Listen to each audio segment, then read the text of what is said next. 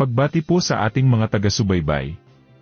Welcome po dito sa Senior Watch PH, ang inyong kaagapay sa mga pinakabagong balita at updates tungkol sa mga programa at serbisyo ng pamahalaan para sa ating mga senior citizens, pensioners, at kanilang pamilya.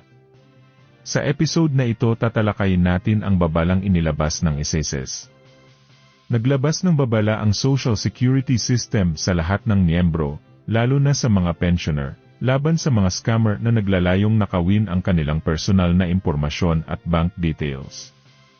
Ayon kay SSS President at CEO Robert Joseph Declaro, tumataas ang bilang ng mga ulat ng panloloko, kung saan ang mga matatanda ang pangunahing tinatarget.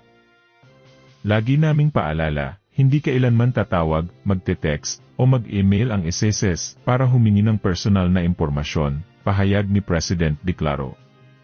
Dagdag niya, ginagamit ng mga scammer ang pangalan ng SSS para makakuha ng sensitibong impormasyon tulad ng account number, OTP at iba pa. Napakasama ng gawain nilang ito, lalo na't mga matatanda ang pinupuntirya, mga taong minsan ay hindi bihasa sa digital na teknolohiya, anya. Nilinaw rin ni Declaro na ang mga pondo ng miyembro at pensioners ay nakadeposito sa partner banks, at hindi direktang hinahawakan ng SSS. Kaya't anumang kahina-hinalang mensahe ay dapat i-report agad sa SSS o huwag pansinin. Paalala mula sa SSS. Huwag ibigay ang iyong SSS number, bank account, o OTP sa kahit sino. Iwasan ang pag-click sa mga kahina-hinalang links mula sa email o text. Tawagan lamang ang opisyal na hotline ng SSS kung may pagdududa.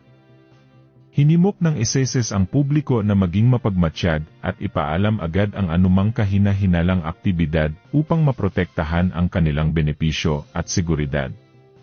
Maraming salamat po sa inyong panonood at pakikinig. Muli, ito ang Senior Watch PH, naghahatid ng makabuluhang balita at totoong impormasyon para sa bawat senior citizen at kanilang pamilya. To God be the glory.